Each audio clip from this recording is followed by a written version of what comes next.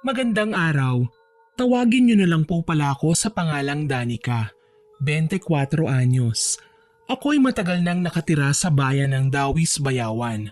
Kasama ko ang aking nanay at nakababatang kapatid na si Aris.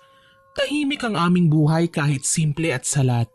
Wala na po kaming tatay na ayon kay nanay maaga po kaming ipinagpalit sa ibang babae. Hindi ko na din siya nakikita at hindi ko kailanman nakadaupang palad. Mas mabuti na rin po yun kesa sa magkita kami pero mawawala naman ako ng respeto sa kanya. Sino ba naman kasi ang anak na matutuwa kung malalaman na ang kanilang ama ay irresponsable at sarili lamang ang iniisip? Bali ang kwentong ibabahagi ko po ay nangyari noong 2015 tungkol sa dati kong kaklase sa high school na konektado din pala sa tatay ko. Itago na lang po natin siya sa pangalang Ami. Ang totoo po niyan, may pagka-lesbian itong si Ami, tsaka palaging lapit ng lapit sa akin. Hindi ko naman siya mapagsabihan na layuan ako kasi ayaw kong magmukhang kontrabida sa harapan ng marami.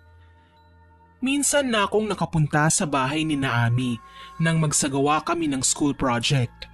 Hindi ko pa alam noon na ang stepfather niya ay ang mismong tatay ko. Masasabi kong maayos naman ang pamumuhay nila. Maalwan kumbaga. Sagana rin sila sa mga pananim kagaya ng tubo, gulay at mga mais. Ang kanilang mga lupain ay maraming puno ng nyug, dahilan para tagurian silang isa sa pinakamalaking supplier ng kopra sa aming bayan. Magtatatlong buwan pa lang kaming magkakilala noon nang magpakita sa akin ng interes si Ami. Madalas niya akong bigyan ng pagkain, kung ano-anong regalo at kahit nga pera sa panahong nagigipit ako binibigyan niya ako. Hindi ko akalaing tatapatin niya ako na may gusto siya sa akin. Siyempre po, binasted ko siya dahil babae kaming pareho at lalaki ang gusto ko. Kaso lang, mahirap ipaintindi kay Ami. Sa mga hindi nakakaalam, hindi lang gayuma ang pwedeng gawin ng isang tao para mahulog sa kahit sino ang taong gusto niya. Kagaya ko, aminado ko na isang malaking pagkakamali ko ang hinayaan kong ibigay ang tiwala sa isang taong hindi ko man lang kinilala ng husto. Araw ng Biyernes nang dalawin niya ako sa bahay.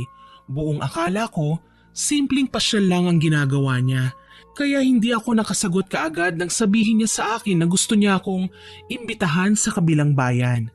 May bago daw siyang namataang tindahan na may kakaibang mga bagay na paninda.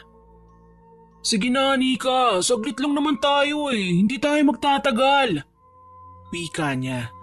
Nahiya naman akong tanggihan siya kaya kaagad akong pumayag.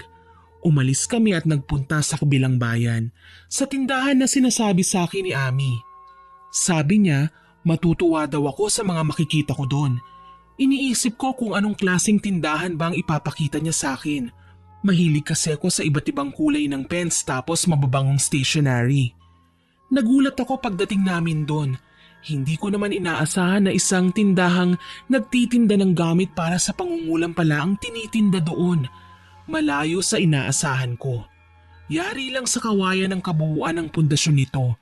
Samantalang sementado naman ang sahig at may floor mat na disenyong wood tiles.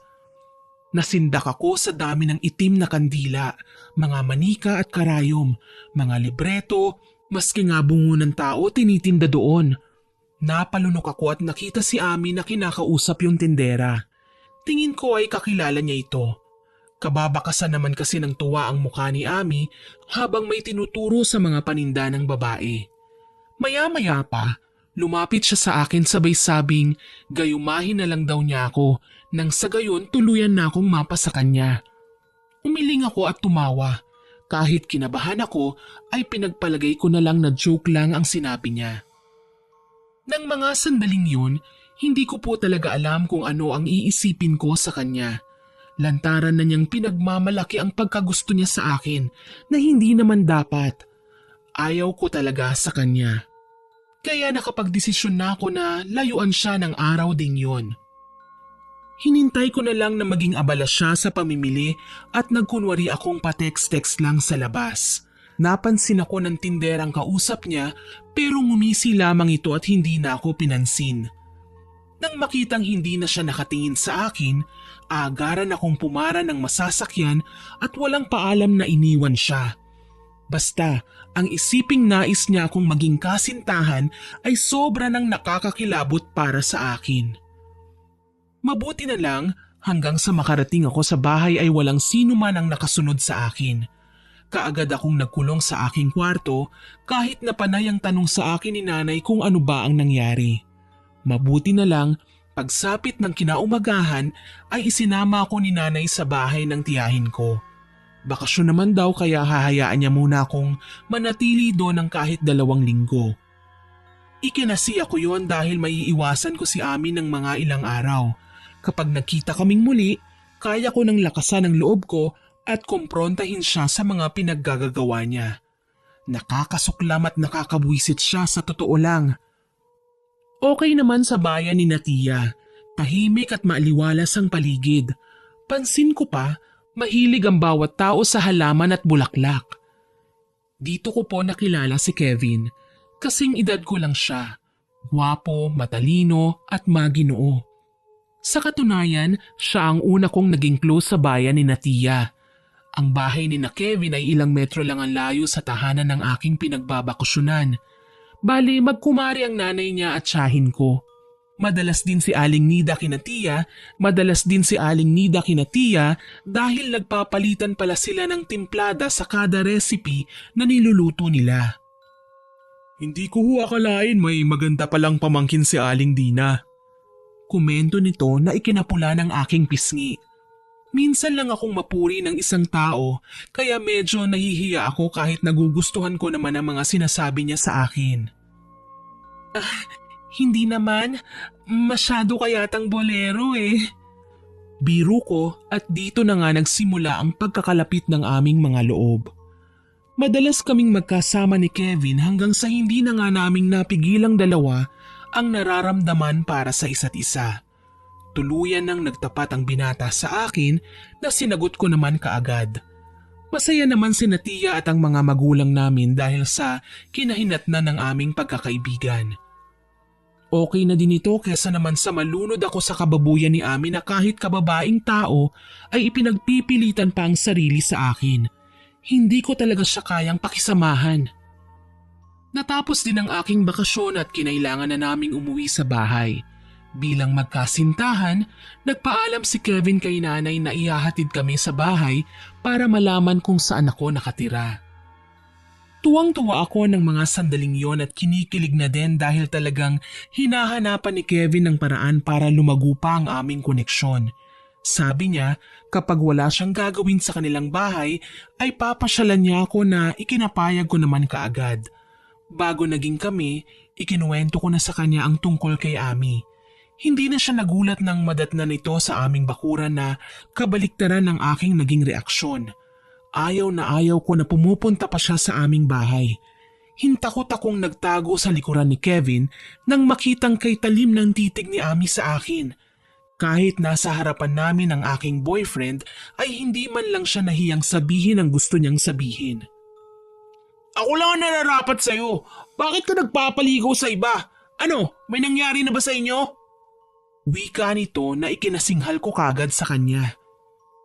Talagang may mangyayari sa amin kapag hindi mo tinigil yung kababuyan mo. Aalis kami at hindi mo na makikita. Ano ba talaga ang gusto mo at pinipilit mong sarili mo sa akin? Pareho tayong babae, Ami. Nagwawala akong wika sa kanya. Sa labis naming pagkagulat ay naglupasay si Ami sa aming harapan. Mahal kita, Danica. Mahirap bang intindihin yun? Aniya na ikinagalaiti ko ng husto. Marahas ko siyang tinulak na ikinahiga niya sa lupa. Hindi kita mahal, Ami. Nakakadiri ka. At kahit naging lalaki ka pa, ay hindi rin kita magugustuhan. Desperada ka na. Wika ko na ikinatalim ng kanyang pagtitig sa akin. Dinuro niya ako at nginisihan ng nakaririmarim. Magsisisi ka sa ginawa mo sa akin. Hindi kita mapapatawad. Angil niya at kaagad nang umalis. Mula noon nawalan na ako ng balita kay Ami.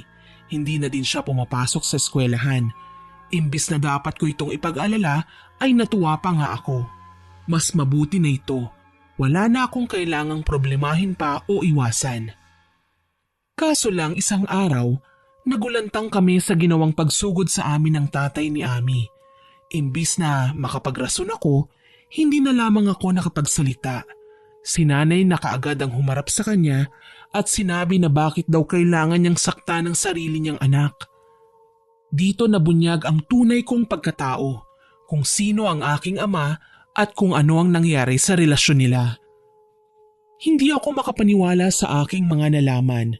Ang taong naisa na akong kastiguhin ay ang sarili kong ama. Kaso lang nang malaman niya ang totoo, niyakap niya ako at dinala sa bisig niya. Patawarin mo ako, Danica. Hindi ko man lang kinilala ang buong pagkatao mo nang dumating ka sa bahay. Akala ko kamukha ka lang ng dati kong kasintahan. Aniya at ipinaliwanag na hindi sila kasal ni nanay at hindi man lang ipinagtapat ang tungkol sa akin noon. Kung nalaman niya lang ng mas maaga, hindi niya kami inabandona. May mga bagay lang talaga na mahirap iwasang mangyari, kaya walang ibang choice kundi ang tanggapin ito. Ipinaalam sa akin ni tatay na patay na si Ami. Nagpakamatay pagkatapos kong tanggihan ang kanyang pagmamahal. Ipinaliwanag ko ang mga gusto nito sa akin at naintindihan ako ng aking mga magulang. Maski nga raw ang nanay nito ay hindi naman kinukonsinti ang anak. Yun nga lamang, may mga pagkakataong mas mahirap paliwanagan ng taong sarado ang isipan. Naitanong ko kung nasaan ang bangkay ni Ami, kung nakaburol ba o kailangan pa nilang asikasuhin. Ang sabi niya, ibinalita na lang sa kanila ang kamatayan nito. Naanod daw sa malaking baha at hindi na natagpuan ang katawan. Dahil dito, nagsagawa sila ng pamisa sa kaluluwa ng dalaga sa sapa. Nalulungkot ako sa nangyari sa buhay niya. Hindi man lang niya nakita ng husto ang kagandahan ng mundo kung ginamit niya lang sana sa tama ang lahat ng meron siya para mabuhay. Ikinuwento ko kay Kevin ang nangyari pero sabi niya mainam na din daw ang ganon. Kesa namang guluhin pa akong lalo. Kaso lang, nagising ako isang araw na may nagbago sa aking pakiramdam. Ang alam ko lang, nagising na lang ako isang araw na nanghihina. Nangangalum mata, humpak ang pisngi at namumutla at walang kabuhay-buhay. Nanuyo ang aking balat at medyo nangangati na para akong nagapangan ng higad. Namaga ang aking buong katawan at namumula. Hanggang sa ang pagsusugat ay mas lumalim pa. Dumating ako sa pinakapunto na nilalangaw na ako at nahuhulugan na ng mga uod ang bawat sugat ko. Noong time na yun, nakipaghiwalay ako kay Kevin. Wala na ang pisikal na kaanyuan ko. Masahol pa ako sa pinakalantang halaman na nakita ko. Pero lupasay lang ang aking natanggap mula kay Kevin. Ang sabi niya, hindi option ang hiwalayan ko siya para gumaling ako sa aking mga karamdaman. Higit sa lahat, hindi naman daw pisikal na kaanyuan ko ang minahal niya, kundi sarili ko mismo. At sana wag ko raw itong kalilimutan. Napaiyak ako sa labis na tuwa. Hindi ko akalaing magagawa niya akong pasiyahin ng ganoon. Ni minsan, wala pang taong nagpakita sa akin kung gaano ako kahalaga. Maliban sa mga magulang ko, kahit ang tatay ko na matagal nang nawalay sa akin, nakikita ko naman na ginagawa niya ang lahat para makabawi. Halos mandiri ako sa aking sarili. Hindi ko kayang isipin na isa na akong sakiting babae. Gusto kong isumpa ang aking buong pagkatao, lalo na kapag napapaharap ako sa salamin at nakikita ang aking refleksyon. Naisip ko, sana namatay na lang ako. Pero hindi ako sinukuan ng aking mga magulang at ng aking kasintahan. Walang araw na hindi nila ako inihingi ng tulong sa mga kakilala nila. Dinala sa ospital at humingi ng tamang advice sa kung ano ang mga kailangang gawin. Nagulat kami dahil wala silang maibigay na findings tungkol sa aking kalagayan. Ang alam ko lang, hindi nila ako binigyan ng pagkakataon na mas lumala pa. Sinubukan nila akong dalhin sa albularyo. Nalaman nga nila na kinulam daw ako. Sa tulong ng iilang kakilala at ng mga dasal nila, naging maayos din kalaunan ang kalagayan ko. Naagapan ang muntikan ko ng pagkaagnas kahit nabubuhay pa. Salamat sa Panginoon na numbalik na din kahit papano ang aking lakas. Muli akong ginanahang mabuhay. Balik ako sa pag-aaral at labis itong ikinatuwa ng karamihan sa aking mga kaklase. Hindi ako makapaniwala na mararanasan ko ang pinakamatinding dagok sa buhay ko na akala ko hindi ko na malulusutan pa. Unti-unti kong nabawi ang aking lakas at kaayusan ng aking kalusugan. Magpapasko noon nang muli kong marinig mula sa aking mga kaklase ang tungkol kay Ami. Hindi raw pala basta lumapit sa mangkukulam ang babae para gawan ako ng masama, kundi si Ami mismo ang kumulam sa akin. Ang sabi nila, may binili raw ng mga gamit pangkulam si Ami sa kabilang bayan kung saan niya ako isinama noon. Kinilabutan tuloy ako. Paano kung may mga iniwang misyon si Ami sa tinderang naroon sa tindahan? Posible kaya na kulamin niya ako ulit? Wag naman sana. Nagpasalamat na lang ako sa kanila at nagpasyang puntahan ang nasabing tindahan. Nagulat ako dahil sarado ito at hindi na raw binubuksan. May katagalan na daw nawala ang tindera doon, simula nang mamatay si Ami.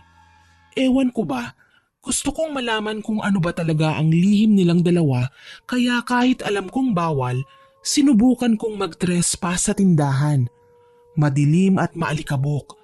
Pero naroon pa rin ang mga paninda nito na labis kong kinatatakutan. Napalunok ako. Nasa salaming aparador ang mga tinda na manika. Bawat isa sa kanila ay may kanya-kanyang itsura. May babae, may lalaki, may bata at matanda. Sa kabilang istante naroon ang mga likido na may nakatatak na label na lason. Iba't iba din ang pangalan nito at kung saan nanggaling.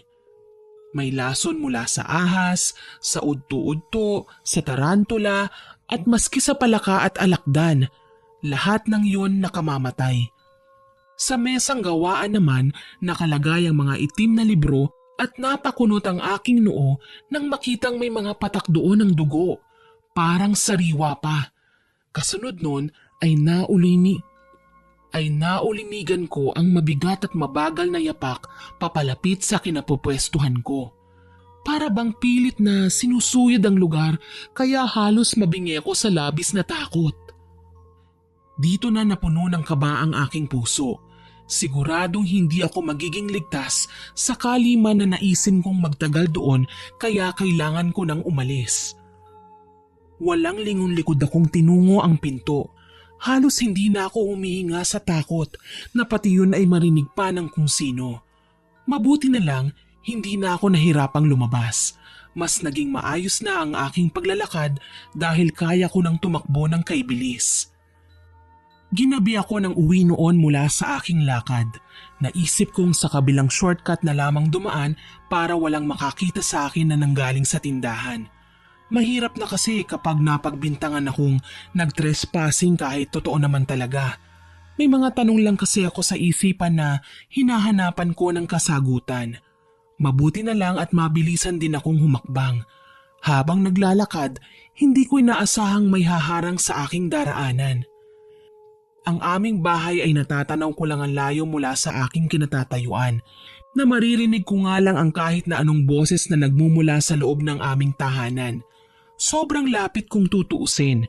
Pwede naman akong tumakbo kaso hindi ko magawa. Naunahan ako ng takot. Napakunot noo ko nang matanaw ang madilim na bubungan. Hindi ko alam kung ano ang aking iisipin nang makitang may kung anong bulto ng taong nanggaling sa taas na kaygaan ng katawang lumundag pababa sa lupa tsaka umalis. Tinahak ang madilim na lugar ng kakahuyan sa kaliwang bahagi ng aming tahanan. Hindi ko maiwasang kilabutan. Nang ilang saglit lang ay marinig ko ang mahinang huni mula naman sa aking likuran. Muli akong humakbang. Dahan-dahan. Umaasang hindi nababalik ang kung anumang nakita ko o kung mapapansin pa ba ako noon. Nang makarinig ng kaluskos ay mabagal akong huminto sa paglalakad. May narinig ako sa aking likuran. Sabay lingon.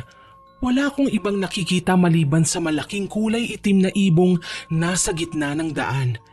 Tila ba kanina pa yata niya ako sinusundan. Ibon lang naman yun kaya hindi ko magawang maalarma. Sa dami ng ibong naglipana sa aming lugar, normal na sa kanila na hayaan na lang dahil lilipad din naman ito kalaunan. Yun nga lang ang akala ko. Ilang minuto na ang nakakalipas ay hindi pa rin ito lumilipad. Parang may sariling isip na nakatanga ito sa kung saan ako nakatayo. Para bang binabantayan ng lahat ng galaw ko. Dito na ako naalarma. Nagsimula ulit akong maglakad. Mas mabilis na sa pagkakataong ito. Habang humahakbang ako, unti-unting lumalapit sa aking likuran ang kanyang anino na labis ko namang ikinatakot. Bakit naman hindi? Ang kanyang bulto ay dahan-dahang nagbabago. Malaking ibon siya sa tingin ko, ngunit ang kanyang anino ay nagiging tao. Habang naglalakad, panay ang aking pag-antanda. Tinatawag ang lahat ng santo at santang kilala ko. Maging ang mga anghel ay isinama ko na ang lahat na alam kong pangalan. Nagsimula na ding magbutil-butil ang pawis ko sa noo. Tila ba malalaking butil ng ulan kung makapatak sa aking muka.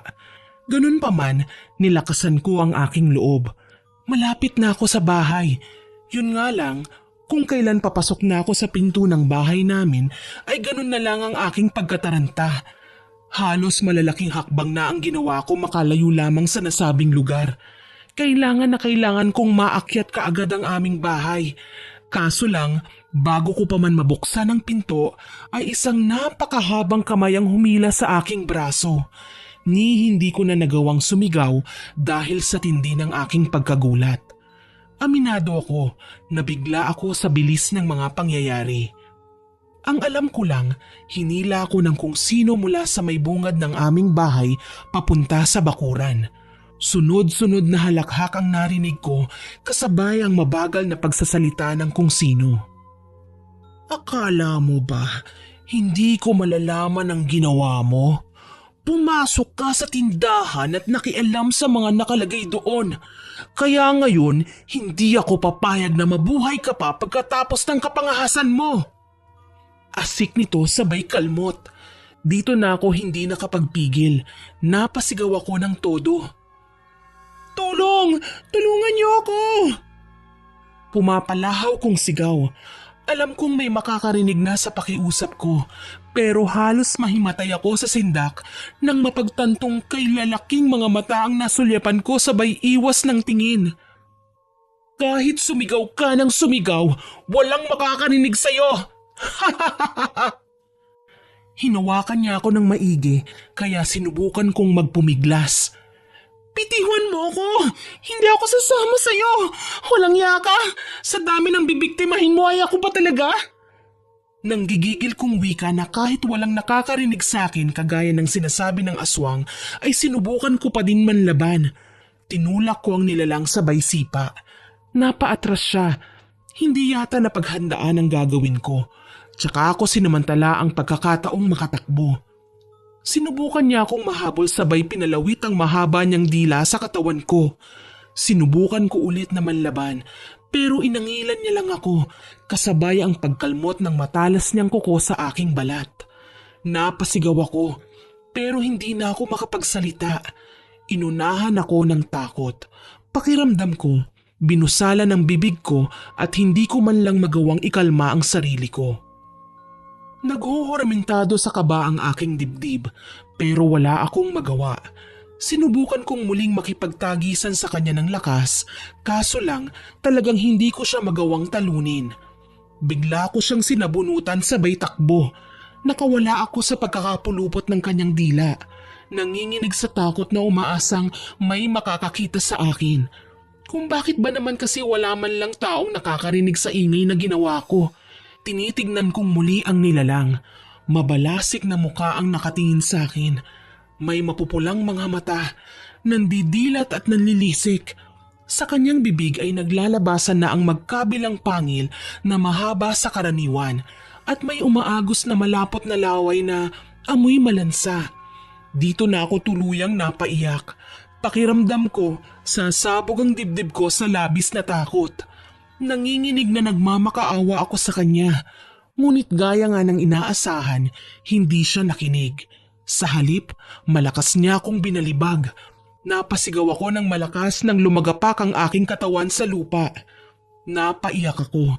Ito pala yung sinasabi nilang takot na umaabot sa puntong makakalimutan ko nang tumawag sa kanya para humingi ng tulong. Para bang pansamantalang nakalimutan ko pati na ang pangalan ko. Nanginginig man, pilit kong inaninag ang mukha ng nilalang. Kahit itim ang kanyang balat at masangsang ang kanyang amoy, nakikita ko ng malinaw ang kanyang itsura. Siya ang tindera sa tindahang yun na nagtitinda ng mga gamit pangkulam. Bakit kailangan niya akong saktan ng ganito? Ano ba ang kailangan niya sa akin? Dala ng bugso ng damdamin, galit akong nakipagtulakan sa kanya. Kaso lang, dehado ko sa pagkakataong yun, lalo na at hawak na naman niya ako. Ano bang ginawa ko sa'yo? Wala naman akong natatandaan na kinuhang paninda niya, kaya wala siyang karapatang saktan ako. Nagulat ako nang pinagalaw niya ang kanyang buhok. Igagapos na lang niya sa aking buong katawan ng kanyang buhok nang makipagtagisan ako ng lakas sa aswang. Nagpagulong-gulong kami sa lupa habang pinagkakalmot niya ako. Hindi rin naman ako nagpatalo. Nagpasya akong tataga ng loob at dinampot ang batong nasa tabi ng kinaroroonan ko. Walang pagdadalawang isip na dinampot ko ito at agarang pinukpok sa ulo ng kalapit lang na aswang. Nagtataka ako kung bakit nagawa niyang magtinda ng gamit sa pangungulam, gayon ang kanyang katauhan naman ay isang aswang. Sa itsura niya pa lang, naghuhumiyaw na ang kasamaan na nagbabadya ng panganib. Tila ba utusan ni Satanas sa impyerno. Lumapit siya sa akin at muli na naman akong binalibag, kaya napagulong ako sa lilim ng katawan ng patay na puno. Umangil ang aswang, ipinapakitang mas mabagsik siya kesa sa akin. Nang lumabas ang mahahaba niyang kuko at matutulis na pangil, ay pumulot na ako ng malaking sanga at sinugod ang aswang. Tila habang tumatagal, nasasanay na ako sa presensya niya at nawawala na ang takot ko sa kanya. Napaangil ang aswang nang sinugod ko siya. Hindi siya makapaniwala na dahan-dahan kong nababawi ang aking tapang. Walang babalang inatake ko siya ngunit humaba ang kanyang dila at tinusok ito sa aking dibdib. Nahirapan ako sa paggalaw pero muli akong bumawi. Ginawa ko ang lahat, mapaiksi lang ang kanyang madulas-dulas na dilang naghahanap ng paraan para makapulupot muli sa akin. Napasigaw ako sa labis na takot. Lulundagan na niya ako nang makita kong tumilapon siya sa malayo. Nagtatakang sinundan ko siya ng tingin. Napalingon din ako pabalik sa pinanggalingan niya. Nakita ko si Kevin, may hawak na malaking itak. Mukhang siyang nanakit sa aswang dahilan para tumilapon ito. Napaiyak ako nang sa wakas may nakakita na nga sa akin. Dali-dali niya akong dinaluhan at niyakap.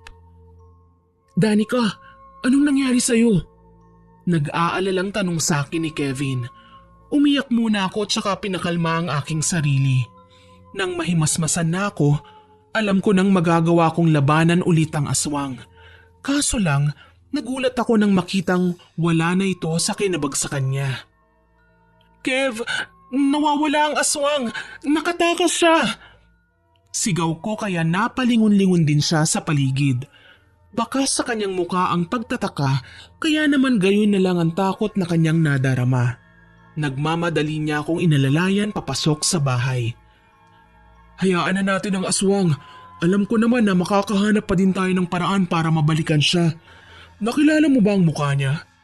Tanong ni Kevin sa akin. Oo, nakilala ko. Siya ang tindera sa kabilang bayan. Yung tindahan ng mga gamit sa pangungulam. Wika ko na ikinatango niya. Maging si nanay ay nabaghan nang malaman niyang kanina pa ako humihingi ng tulong sa kanila. Buti na lang talaga nagawa ni Kevin na marinig ako dahil kanina pa pala niya ako hinihintay.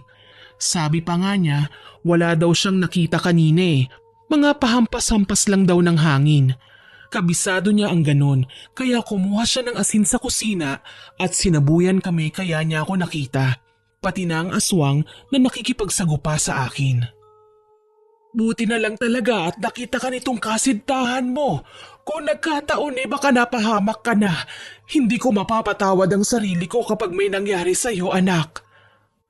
Maiiyak na wika ni nanay, kaya sinabi ko sa kanya na ayos lang naman at kaya kong panatilihing ligtas ang aking sarili.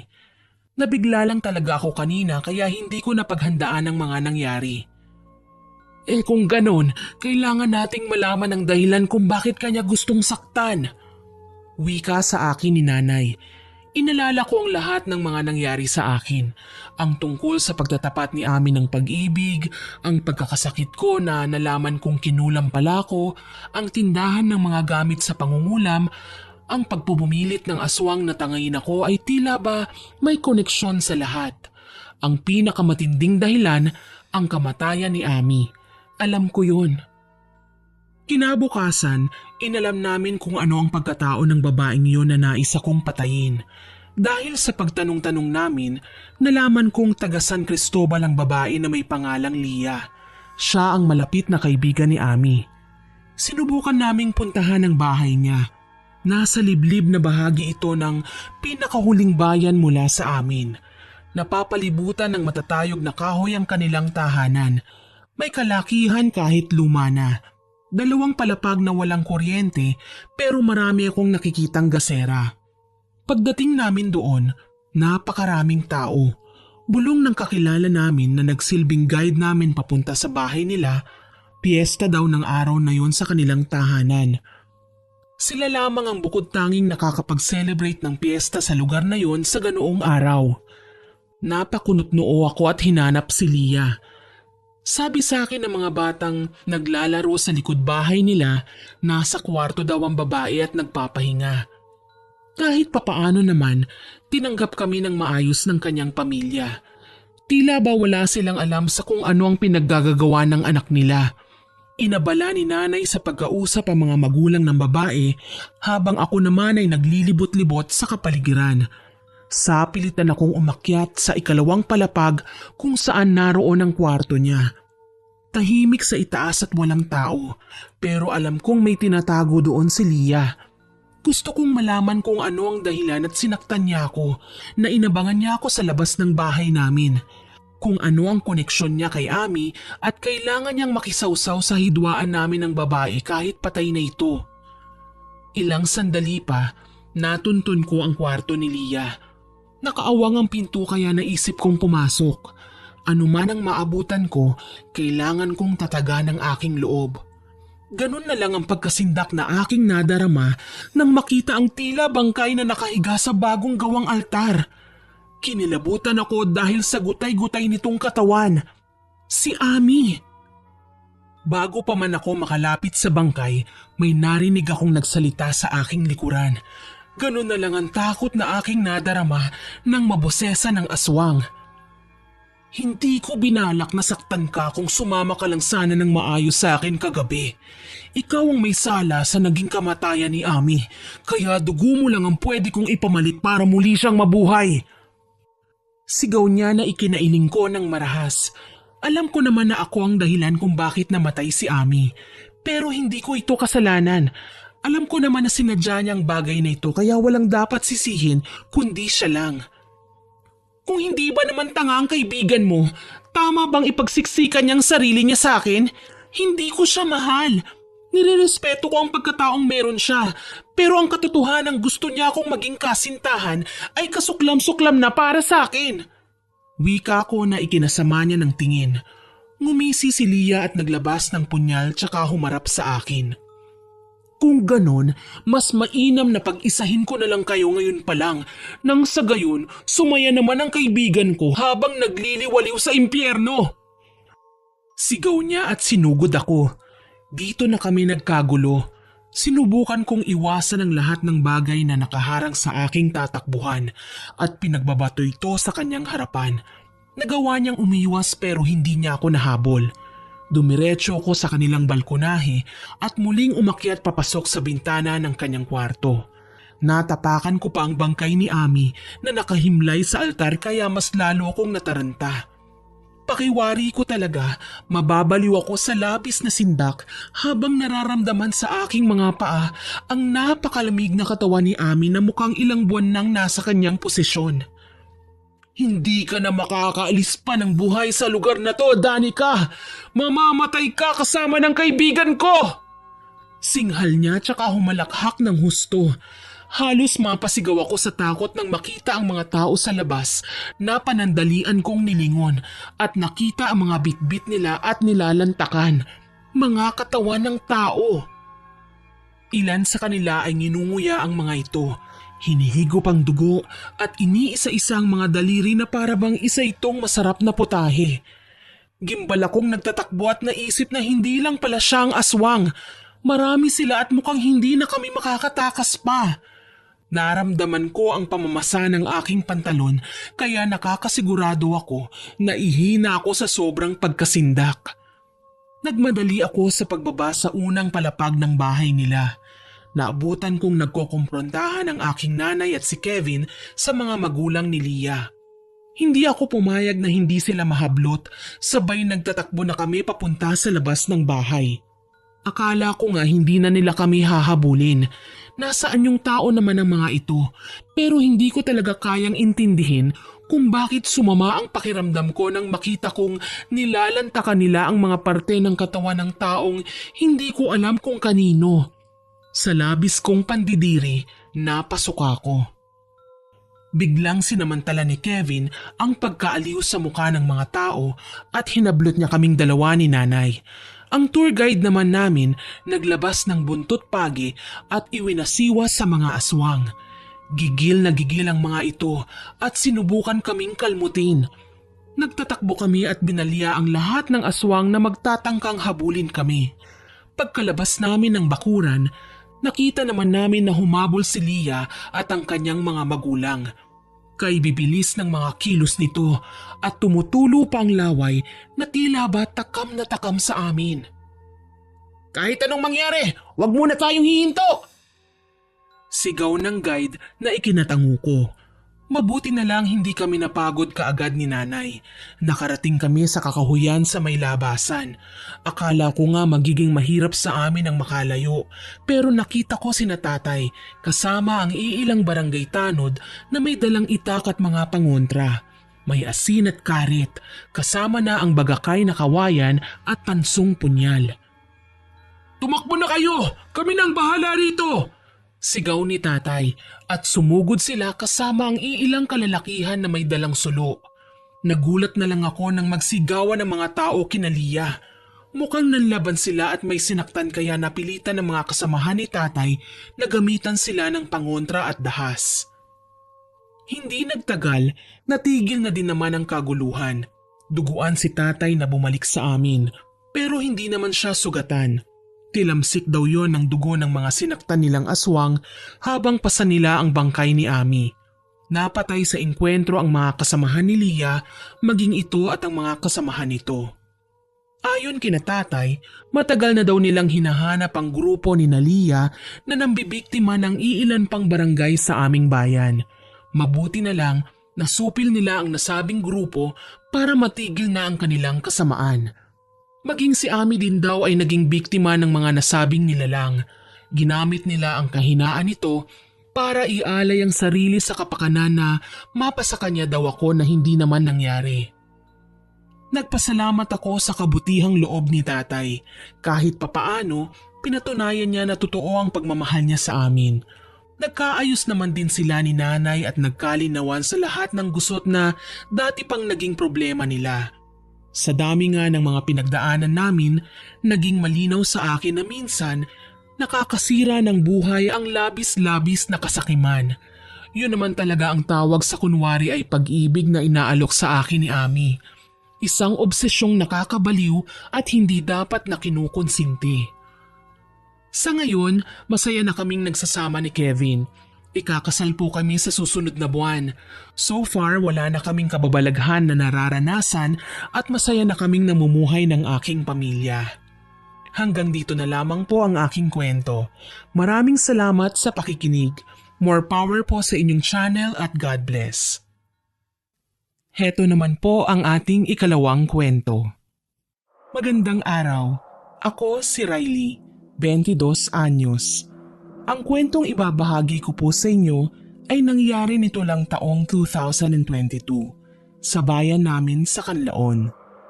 Buong buhay ko, hindi ko kailanman naranasan na makihalubilo sa mga elementong tawagin na lang natin na mga engkanto. Kaso lang, iba ang naging kapalaran ko. Lahat ng mga nilalang kagaya ng nabanggit ay minsan nang naging normal sa akin. Bale nakapagtapos po ako ng pag-aaral sa kursong commerce.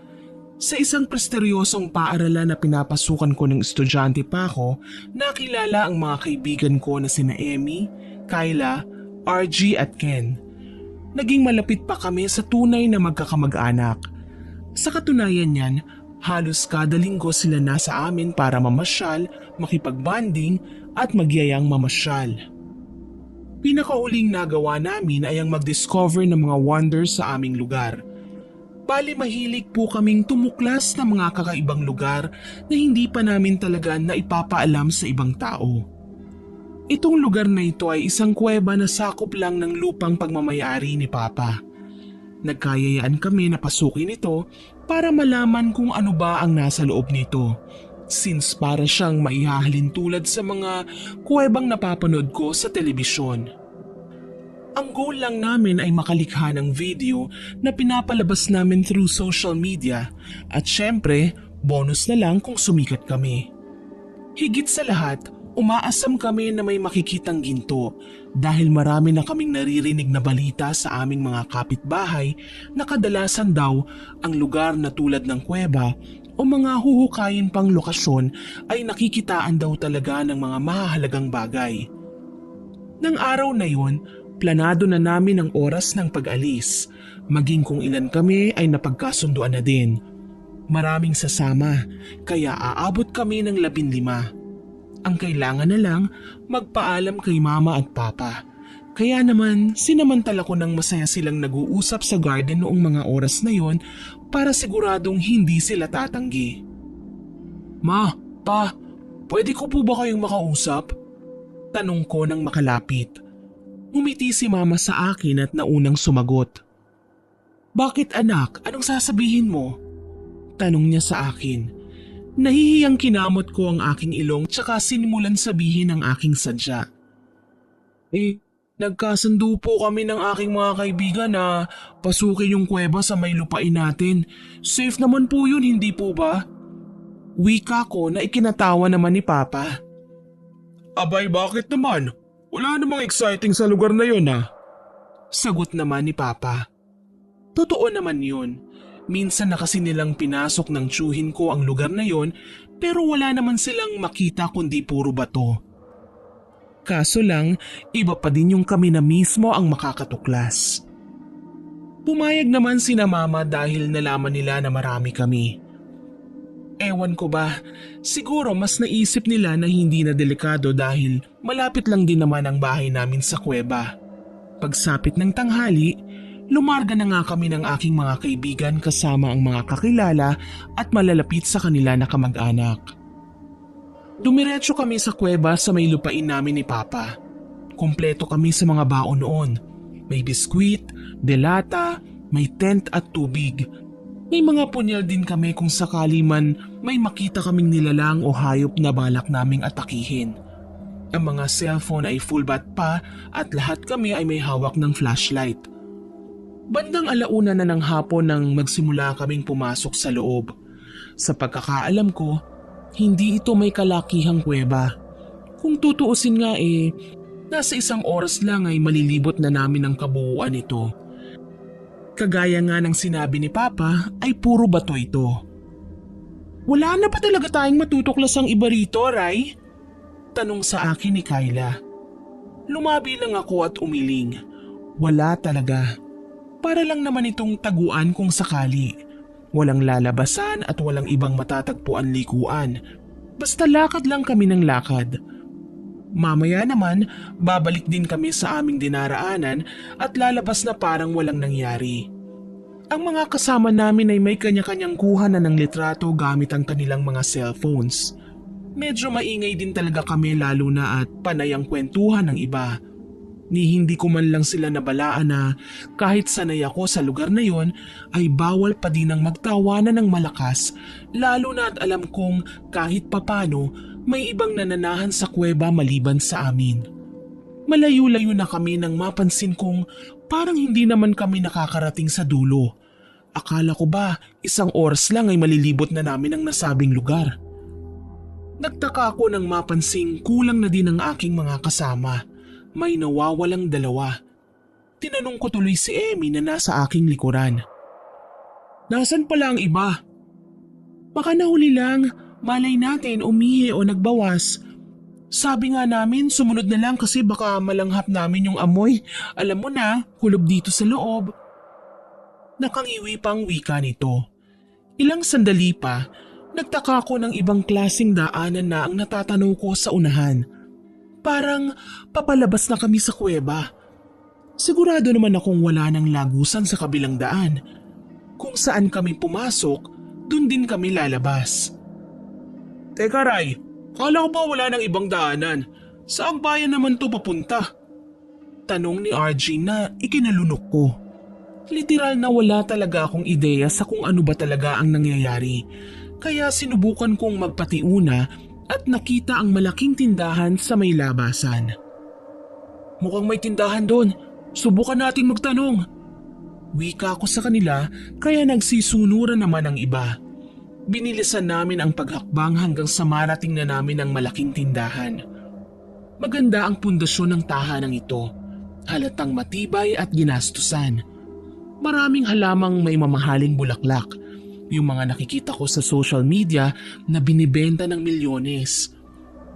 May nakita akong tindera na nilapitan ko kaagad.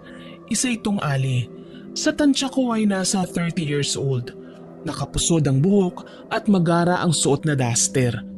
Medyo may pagka-Espanyola, maputi ang balat at maamo ang mukha. May ipit siya sa buhok na kulay ginto. May suot din siyang mamahaling relo na agaw pansin talaga sa amin. Sinulyapan ko kung anong oras na, pero nagulat ako nang makitang nakahinto sa 2:00 ang kanyang orasan. Sinubukan ko tuloy tignan kung anong oras na sa aking sariling relo. Kaso lang, mas lalong dumoble ang kunot sa aking noo nang makitang nakahinto din ito sa 2:00. Magandang araw po sa inyo. Bati ko na ikinatango kaagad ng ginang. Ngumiti naman ito sa akin bagamat nagtaka din nang makita kong panay ang tingin sa orasan. May problema ba, iho? Tingin ko mga dayo kayo. Taga saan ba kayo at mukhang marami kayo?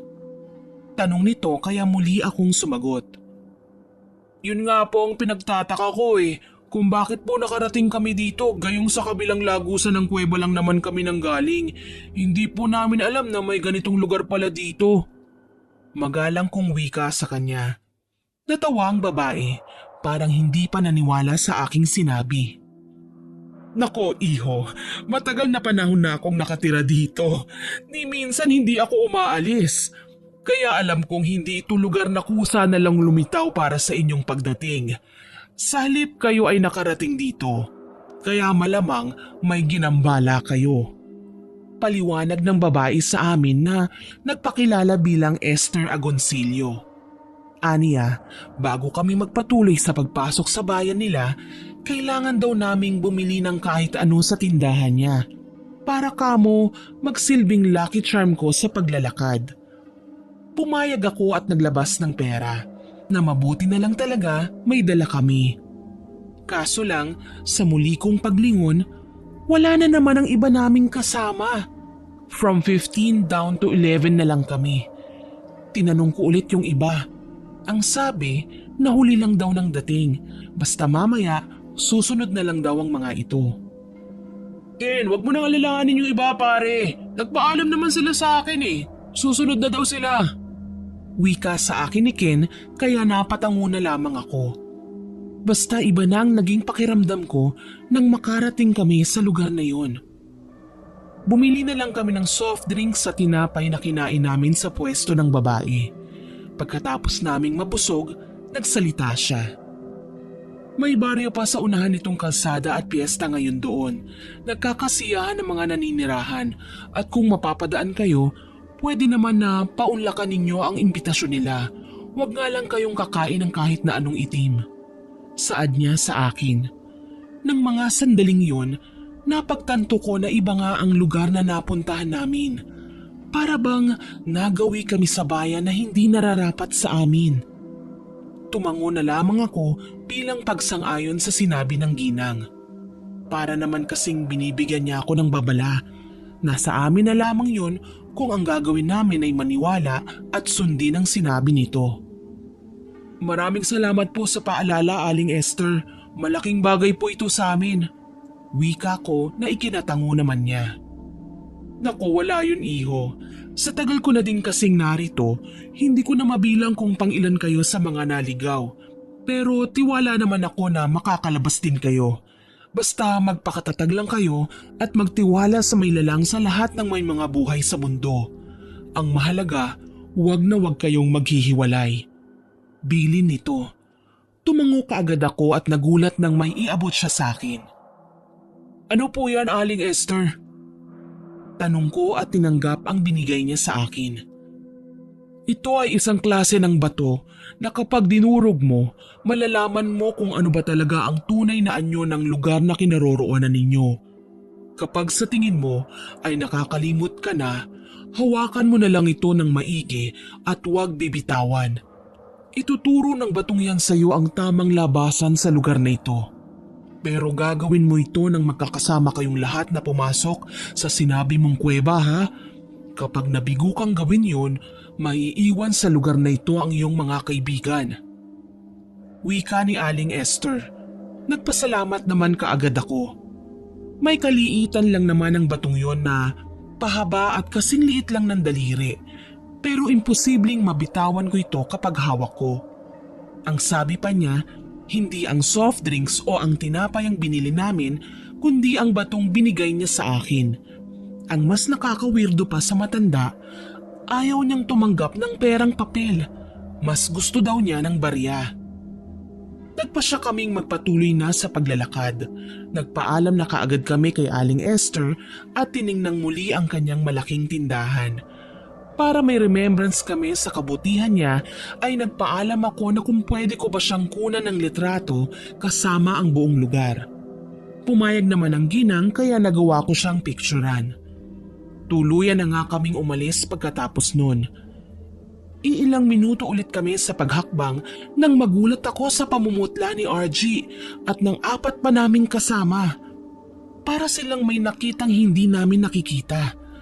Baka sa kanilang muka ang takot habang palingon-lingon sa paligid na animoy hindi nila kami nakikita. Uy RG, ano bang nangyari sa'yo? Tanong ni Kyla. Alam naming nagsasalita si RG pero hindi namin alam kung bakit parang nilalamon niya ang letra ng kanyang mga salita. Hindi tuloy namin siya maintindihan. Para siyang na-stroke na parang hindi naman. Ilan din sa mga kasamahan namin ay katulad din ni RG, parang nawawala sa sarili. Para silang may nakikita na wala naman sa aming kinaroroonan. Para mapakalma ang lahat, sinubukan naming bumalik sa tindahan ni Aling Esther para makahingi ng tulong. Walang sabi-sabing tumakbo ako papunta roon dahil madali naman itong matunton. Wala naman kaming nilikuan. Kaso lang, napatda ako nang makitang naging bakante ang loteng kinatitirikan ng bahay at tindahan ni Aling Esther. Wala na ang naggagandahang mga bulaklak, ang sementadong balkonahe at ang tindahan. Tanging lupa na lamang na may talahiban ang naiwan. Mas lalong sumakit ang aking ulo sa labis na pagkalito. Naalala kong binigay niyang bato at dudurugin na sana. Kaso lang, wala sa tabi ko ang aking mga kaibigan. Kung totoo man ang sinabi sa akin ni Aling Esther na ituturo nito ang tamang daanan, makakauwi din kaagad kami.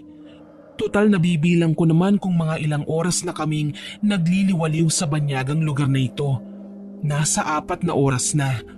Hindi na masama kung hihintayin namin ang iba. Kaya bumalik ako sa kinaroroonan ng aking mga kaibigan. Sinalubong ako ni Ken. Medyo okay na si RG pre, kaso lang nagtataka pa din ako eh. May nahuli akong kataga na binanggit niya. Ano daw ang meron sa liwanag? Tapos gutom na daw sila. Sana daw makalabas na sila ng kuwebang yun. Wika niya kaya kinilabutan ako. Para bang nakikita ni RJ ang tunay na itsura ng kuweba. Hindi itong nakikita namin ngayon. Para bang kami lang ni Nina, Ken, Kyla at Emmy ang nasa maliwanag at maaliwalas na lugar na yun. Ang iba din kasing kasamahan namin ay nagaya kina RG. Iba na din ang mga pinagsasabi at maski yata ang nakikita. Ang isa nga nakita naming ngumunguya pero wala namang ipinasok sa bibig. Ang nakakasindak lang, sapilitan namin siyang pinaluwa at nakita ang nadurog na isda mula sa tabang na tubig na kinakain niya. Diyos ko, bakit siya maingmayang ganyan? Hindik na tanong ni Emmy na napakamot sa braso ko. Nung mga sandaling yun, wala akong ibang naitanong sa aking sarili kung hindi patay na ba kami. Ibang-iba na kasi ang mga nakikita namin sa paligid eh. Parang hindi na tama. Dito na ako nagsimulang mag-alala. Mukhang hindi simpleng pagkaligaw ang nangyari sa amin. Tila ba may nagmamaniobra na ng pagkakaligaw namin? Ipinagdasal na lang namin na sana magsibalikan lang papalabas ang mga nawawala naming kasama nang sa gayon umusad na lang kami. Ito lang naman ang alam kong tamang gawin eh. Nagsihanda na kami sa paglalakad at inalalaya ng mga tulala naming kasama. Nakakapaglakad naman sila ng maayos. Yun nga lang, iba ang nakikita ng kanilang mga mata kesa sa nakikita namin. Ni hindi nila kami kinakausap. Silang 5 na parehong may nakikitang iba sa aming nasisilayan lang din ang magkakausap. Ray, parang may nagkakasiyahan doon oh. Baka pwede tayong humingi ng tulong? Suhestyon ni Emmy. May natatanaw nga kaming kabahayan sa di kalayuan. May mga tao at mukhang may handaan. Naaliw kaming lahat at saglit na nakalimutan ang aming problema. Agaran kaming nagpunta sa lugar na yon at sinubukang lumapit sa mga tao. May malaking paarkong disenyo ang kanilang lugar na may nakalagay na Happy Fiesta. May naririnig din kaming malamyos na musika at nakita naming kay gaganda at gwapo ng mga tao sa lugar na yon. Isa sa kanila, nakatuksido at maputi ang lumapit sa amin. Magandang araw, ako si Earl, ang duke sa bayang ito. Mukhang kayo ang mga dayo. Ano ang may paglilingkod namin sa inyo? Tanong nito. Hindi ko maiwasang kilabutan sa taglay niyang kagandahang lalaki. Para bang habang tumatagal na tinititigan sila ay mistulang nakakatakot na. Magandang araw, Sir Earl. Kami po ay naliligaw. Nagbabaka sakali lang kami na matulungan niyo. Wika ko kaya ngumiti sa amin ang lalaki. Oo naman, matutulungan namin kayo. Pero sana, hayaan niyo muna akong pagsilbihan kayo. Mukhang pagod at malayo ang inyong pinanggalingan. Kahit man lamang sana mainit na kape ay maihandog namin sa inyo. Kakaibang pananalita nito, kaya pinilit kong makisabay para naman magkaintindihan kami. Pinapasok niya kami sa malaking arko at lumagpas kami sa animoy guardhouse na naroon. Ang kaninang matamlay na kalsada at mukhang papunta sa probinsya ay napalitan naman ng modernong istruktura. Nawala ang baku-bakong daan at naglalaylayang sanga sa paligid. Naging aspaltado na ang daan. Maraming ilaw, nagkikislapan ng mga naglalakihang gusali at may magagarang bahay. Ang mga tao doon ay nakabihis mayaman, tadtad ng mamahaling alahas at kung ano pang kilalang diamante.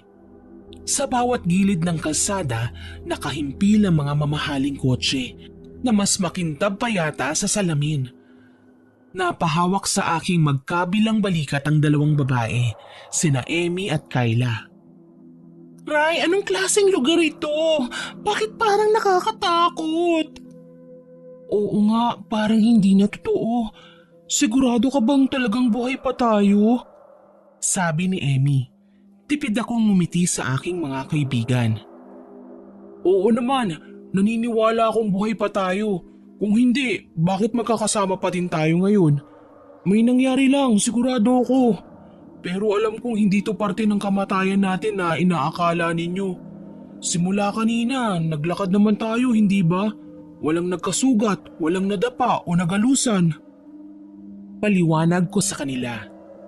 Tumango na lamang ang mga kasama ko at ipinanatag ang kanilang mga loob. Alam ko naman na pwede silang kabahan, mabalisa o mag-alala. Pero isa lang talaga ang maipapangako ko sa kanila. Magiging ayos din ang lahat pagkatapos ng pangyayaring ito. Sinundan na lang namin si Sir Earl at nakitang pinatuloy niya kami sa isang bungalow na bahay. May kalawakan yun at mukhang namimintana ng maayos. Manatili muna kayo dito ng mga ilang oras. Magpahangin kayo kung ayaw niyong makisali sa kasiyahan namin sa labas. Wika ng lalaki kaya napatango ako. Siyempre naman, dayo lang kami. Nakakahiya kung bigla na lang kaming mag-gate crash sa party. Salamat po, sir. Sabay na wika ni na Emmy at Kyla. Napalingon naman siya sa aming mga kasama. Ano pala ang nangyari sa kanila?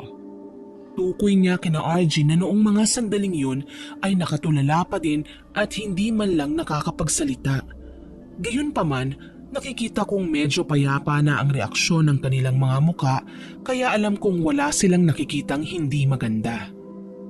Ipinaliwanag ko naman sa kanya ang totoo sa kung ano talaga ang nangyayari. Mabuti na lang naiintindihan niya ako. May inutusan siyang mga katulong para maghanda ng tsaa sa aking mga kasamahan. Ipainom mo sa kanila ang tsaa. Makakapagpahinga sila at makakatulog. Wika niya na ikinatango ko naman. Pinagtulungan naming painumin ang ilan sa kanila. Kagaya nga ng sinabi ni Sir Earl, naging payapa na din ang kanilang pagtulog. Si RG na lang ang nanatiling gising pero kalmado na. Sige po Sir Earl, ayos na muna kami dito. Kailangan din kasi namin na magpahinga sandali. Wika ko naman kaya tumango siya at sinabihan kaming hanapin siya kung may iba pa kaming kailangan. Nakahinga ako ng maluwag nang maiwan kaming 11 katao sa malaking bahay na yon. Si Emmy na hindi mawala ang pagkamangha, naisipan talagang maglakad-lakad at suyuri ng paligid. Nagulat at nagandahan siya sa mga nakakalat na palamuti at mamahaling muebles sa loob nito. Ang ganda talaga ng bahay na to. Alam mo, Ray, pinangarap kong makapunta sa mga ganitong bahay dati. Hindi ko akalaing matutupad yun ngayon. Aniya, inakbayan siya ni Ken na noon ay kaiinom lang sa baon naming tubig. Ako naman ay namimiss na ang pamilya ko. Narito ang feeling na parang ang tagal ko nang nawala sa kanila. Sabi ng binata. Tipid akong ngumiti. Lahat ng nararamdaman nila ay nararamdaman ko din. Pinilit ko lang na huwag magsalita dahil malaking parte ng sarili ko ang nakukonsensya at lalo na't ako ang nagdala sa kanila sa lugar na ito. Mas lalo akong nalulungkot dahil hindi ko man lang sila narinig na sinisisi ako. Sa halip, nakadepende pa din sila sa akin na para bang ako ang kanilang kuya na pwede nilang pagkatiwalaan at sabihan ng kanilang mga saloobin. Hindi ko na malayan na pumatak ang luha ko ng mga sandaling yon. Hindi na ako nag-inarte pa at niyakap silang lahat. Maging si RG na hindi naman nagsasalita at malayo pa din ang tanaw. Huwag kayong mag-alala ha, kapit lang tayo. Alam ko makakalabas din tayo sa lugar na to. Pangako. Tapat kong wika sa kanila at tinapik na ako ni Ken. Alam naman namin yun pare, kaya asahan mo hindi ka din namin iiwanan.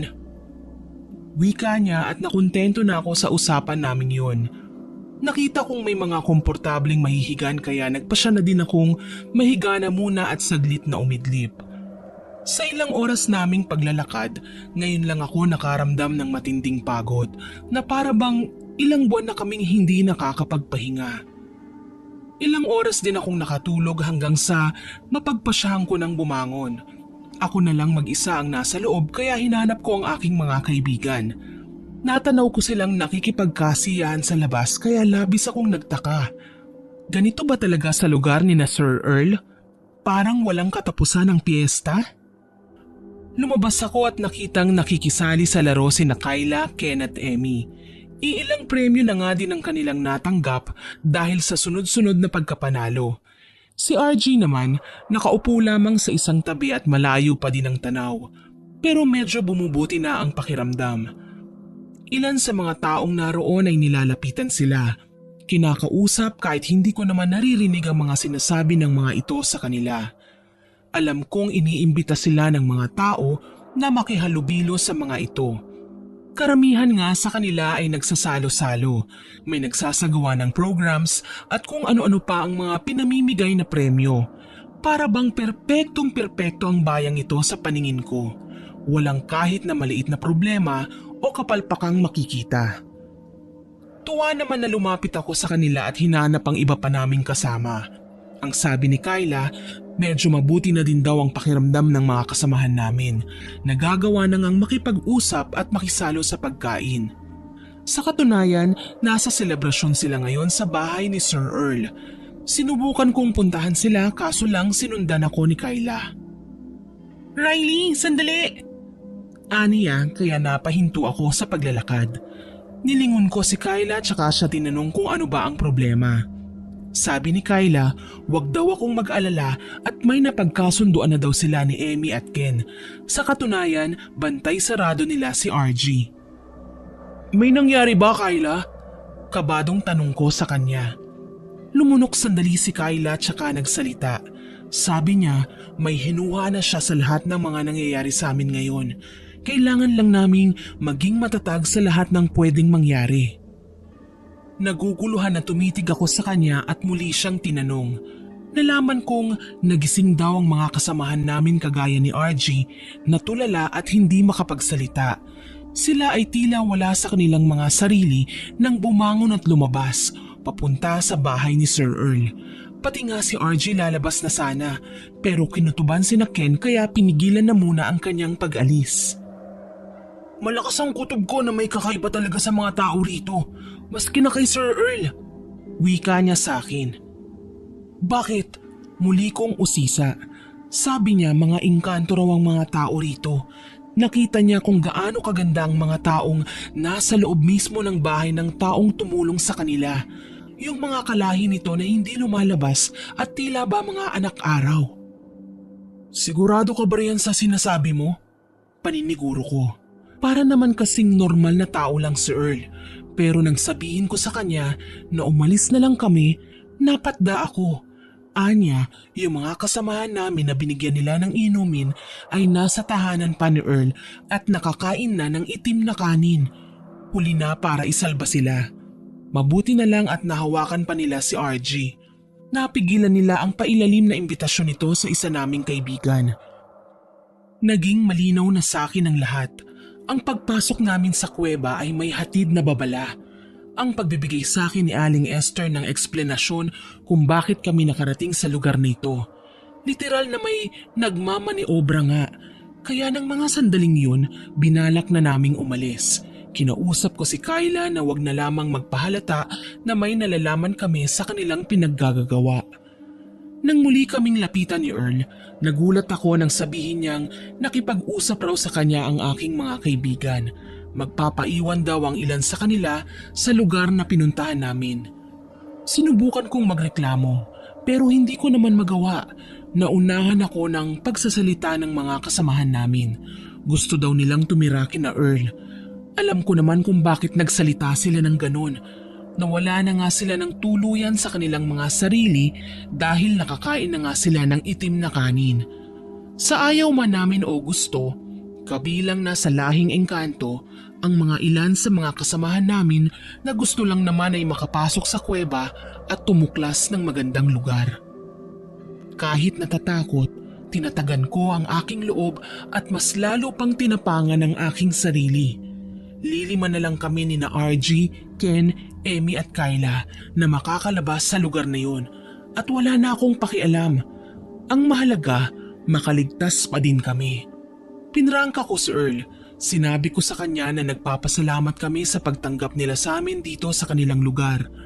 Pero may mga tahanan din naman kami na kailangan naming uwian at malamang nag-aalala na sa amin ang aming mga magulang. Tumango si Earl at hindi naman kami pinigilan. Inakay naman si RG na sinubukan pang alukin ni Earl na sila na daw ang maghahatid pero hindi ako pumayag. Mas mainam kung isasama namin siya ngayon at wala nang makikialam pa. Habang papalayo, papahina ng papahina ang kasiyahan mula sa iniwan naming lugar na tila ba walang katapusan. Muli na naman naming natatanaw ang lubak-lubak na kalsada, walang kabuhay-buhay na halamanan at tahimik na daanan. Hindi na namin alam kung umaga na ba o gabi. Basta ang kwenta ko, halos 5 araw na kaming palakad-lakad sa kalsadang wala na yatang duluhan. Ni wala kaming matanaw na highway o makipot na kalsadang magdadala sa amin sa panibagong bayan. Gayunpaman, ayos na din ito kaya sa manatili kami sa lugar ni na Earl na puno ng pagpapanggap. Alam namin na sila ang mga engkantong naghahanap ng mga taong mananatili sa kanilang mundo. Humihinto lang kami kapag napapagod, kagaya ng nangyayari ngayon. Kakarampot na lang na biskwit ang natira sa amin. Si RJ naman, tila hindi naman nagugutom. Panay pa din ang pagtanaw nito sa malayo, hindi pa din nagsasalita. Nang muli kaming maglakad, magkaagapay kami ni Ken sa pag-akbay sa lalaki. "Malayo pa ba tayo?" Aburido ng tanong ni Kyla. Nanlalagkit na ang aming mga katawan at pawisan. Ni wala man lang kaming masilungan hanggang sa may matanaw na namang kaming kubo sa may sangang daan. Nagkatinginan kaming 4. Maliban kay RJ na ayun, parang nakasanayan na namin na tulala. "Baka naman may tubig sila dyan," wika naman ni Emmy na namumutla sa labis na pagkauhaw. Pinakiusapan ko tuloy ang mga ito na manatili na lang muna sa gilid at ako na ang pupunta sa kamalig. Susubukan kong tingnan kung may tao ba o wala.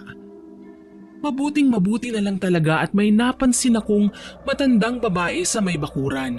Abala ito sa pagwawalis sa paligid. Nilapitan ko ang ginang at kinausap. "Mawalang galang na po, Manang. Pwede bang magtanong?" Magalang kong wika na ikinalingon nito sa akin. Napaatras ako sa takot nang makita ang kulubot niyang muka. May sobrang tangos na ilong at may katulisang baba. Ang mahaba niyang buhok ay magulo, kasing gulo ng munting detalye sa kanyang muka na naglalarawan ng pagiging isang mangkukulam. Ngumisi siya sa akin, kaya sapilitan na din akong ngumiti. "Anong kailangan ng isang dayong binata sa akin at nakarating ka pa talaga sa aking lungga?" Tanong nito na ikinalunok ko. Sinabi ko sa kanya na kami ay nauuhaw. Baka may tubig siyang extra o kung may alam siyang batis na pwede naming kuhanan ng maiinom.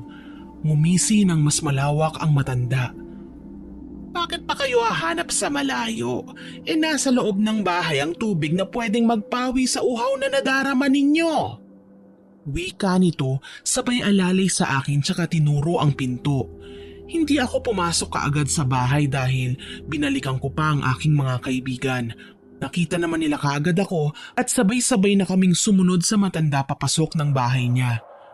Nagpakilala siya sa amin bilang si Aling Celia. Matagal na raw siyang nananahan sa lugar na yun. Nag-iisa dahil walang pamilya. "Alam nyo, kung wala kayong mauuwian ay pwede naman kayong manatili dito sa aking bahay. Gagawin ko kayong mga anak." Nakakasindak maging ang paghalakak nito kaya hindi tuloy kami mapakali. Lalo na nga ako na animoy may bumubulong sa aking sarili na hindi ko dapat pagkatiwalaan ang matandang babaeng yun. Aling Celia, pahingi naman po kami ng tubig." Bigla ang wika ni Kyla kaya naudlot ang mga balakpasan ng sabihin ni Aling Celia. Buti na din yun, kahit papano nabawasan ang kanyang mga dapat sana ay sasabihin na tunay naman talagang nakakapanindig balahibo. Pinaghanda niya kami ng mga baso at tubig sa pitsyel. Habang kinakalat yun sa mesa, panay ang tingin niya sa kaibigan naming si RG. "Parang sakitin ang kaibigan niyong yan ha. Pwede bang hiramin ko muna siya?" Aniya at ikinatayong bigla ni Kyla. "Manang, hindi po laruan ng aming kaibigan." Asik niya kaya ganun na lamang ang paghalakhak ni Aling Celia. "Iha, ako'y nagbibiro lang naman. Bakit ba napakaseryoso mo naman?" Wika niya tsaka nginisihan na lamang ng tipid si Kyla na kaagad ko na ding pinaupo ulit sa upuan. Nakakahiya naman kay Manang, nakikiinom na nga lang tayo hindi ba? Tapos tayo pa tong magwawala at magagalit na lang bigla. Minahon na lang muna tayo ng konti. Pakiusap ko sa kanya. Salamat na lang at nakinig sa akin si Kyla, tsaka tipid na pinasalamatan na din si Aling Celia. Nakainom na din kami kahit papaano. Sinubukan pa kaming ipaghain ng kung anong karne ng matanda kaya ganun na lang ang pag-atras ko. Nahawakan ko ang platong iniabot niya sa amin at nakita ang mga karneng nais niyang ipakain sa amin. Mistula itong mga laman loob ng tao. Walang babala na basta na lamang akong nagsuka kasabay ang pagsitayuan ng aking mga kasama sa loob. Ngumisi ng kay lapad ang matanda tsaka pumatong sa mesa. Manang, anong ginagawa niyo riyan? Gulat kong tanong. Lahat kami nataranta sa ginawa niyang yun, kaso lang mas nahindik kami sa ginawa niyang pagsasalita. Matagal ko na talagang gustong magkaroon ng kasama dito yung kagaya na lang sana ninyo. Ang kaso lang, ayaw niyo naman. Mas mabuti pang gawin ko na lang kayong hapunan. Aniya sabay asik ng kay Bagsik.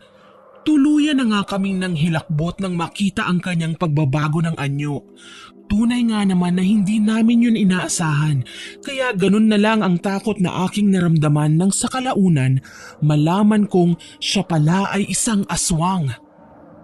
Nag-unahan kami ng aking mga kaibigan sa pagtakbo palabas ng bahay ni Aling Celia. Hindi na kami nag-abalang uminom pa ulit o kahit na alam kong hindi pa naman talaga kami totoong nakapagpapahinga ng tama. Mas lamang ang pagnanais namin na makaligtas mula sa tiyak na kapahamakan. Lumayo kami sa bakuran at naghawak-hawak kamay na tumakbo habang akay-akay namin si Archie. Wala na akong pakialam kahit na magkandada pa kami. Ang mahalaga, magawa naming lumayo sa aswang. Ano bang nangyayari sa atin? Una, engkanto, tapos ngayon naman, aswang. Hinihingal na wika ni Emmy. Umiling ako. Huwag naman sana, hindi ko magagawang lumaban ng sabayan sa kanila. Alam mo naman na mga normal na tao lang tayo, kumpara sa kanila na mga nilalang na mula talaga sa dilim. Sigaw ko at sinadyang paglapitin ng aking mga kaibigan. Talagang hinahabol kami ng aswang. Hindi ko nga alam paano ipagtatanggol ang sarili ko sa kanya. Kaya nang sumagi sa aking isipan ang tungkol sa binigay na bato ni Aling Esther, ay hindi na ako nag-aksaya pa ng oras. Kaagad ko itong dinurog sa mismong kinatatayuan namin. Ang mga ingay na nilikha namin, dahan-dahan na naging kulob. Sa bawat pagsigaw namin, nag-e-echo ang aming mga boses hanggang sa bigla kaming nakaalala. Paglingon-lingon namin sa paligid, nasa kuweba na ulit kami. Para bang hindi naman kami umalis doon. Kabadong tinignan ko ang aking mga kasama. Kagaya ko, nakatayo din lang ang mga ito at mukhang natataranta. Umatras ako at nakita ang itsura ni RG dahil siya ang una kong nasilayan. Umiiyak siya, bakas ang takot sa muka at nagsasalita. Riley, Ken, Emmy, akala ko hindi na kayo babalik sa dati. Kyla, salamat sa Panginoon at naging maayos na kayo. Wika niya sabay wala sa wisyong humagulgol. Nagulat ako at hindi ako nakapagsalita. Siya itong nawala saglit sa kamalayan at natulala. Bakit ngayon kami itong nababaliktad sa pagkakasabi niya? Habang nagpapaliwanag, nagulat ako nang mapagtantong halos pira-piraso na lamang ang damit namin. Hindi na din kami malinis tingnan at halos mamutla na kami sa labis na kaputian. Yon ang napapansin ko dahil sa labasan na nasa unahan at nakakaabot sa amin ng liwanag. Napaiyak ako at ang aking mga kaibigan. Walang sino man ang matinong makapagpapaliwanag sa kung ano ba ang tunay na nangyari sa amin sa loob ng kuweba. Sa buong durasyon na magkakasama kami sa loob ng malamig at madilim na lugar na yun, marami ang nawala at naging saksi si RG sa paglalakbay namin na walang katapusan. Nakalimutan ko na kung anong araw na at umaga pa ba o gabi. Mahiwaga ang kuwebang ito dahil basta na lang may nagliliwanag sa bawat sulok at hinihigo pa mga kasamahan natin para bang dinadala sila sa ibang dimensyon. Ako nga muntikan ng sumama nang wala na akong makausap dahil puro kayo tulala. Pero nagugulat ako na sa tuwing tatangkain kong lumakad palayo, hinahawakan niyo ako ng mahigpit. Kwento ni RG sa amin.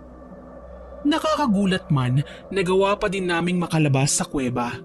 Yun nga lang, nalaman naming 9 na buwan na pala kaming nawawala. Akala ng mga magulang namin, patay na kami. Ang mas nakakapanindig balahibo pa, sa ibang bayan na kami nakarating, ilang milya ang layo sa Canlaon. Ang makapagpapatunay lang na totoo ang aming mga nakita at naranasan ay ang kamerang dala ko na kinalkal kagad namin ng litrato. Tinumbok ko ang larawan ng tindahan ni Aling Esther na una naming nakita at nangilabot ako ng husto nang makitang isang groto pala yun at ang Aling Esther na katabi kong nakatayo ay rebulto ng mahal na Birheng Maria.